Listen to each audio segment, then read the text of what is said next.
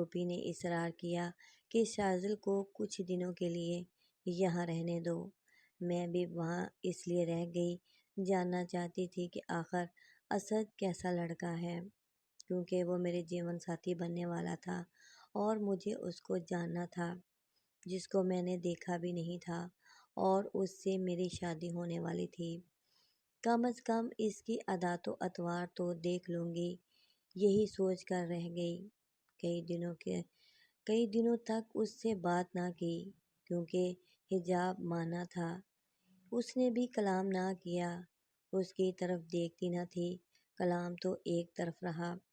ایک دن مجھے بخار ہو گیا، تب مجھے اس نے عیادت کے بہانے اسد نے بات کی اور پوچھا کہ کیسی طبیعت ہے شاذل، دوائی لی یا نہیں۔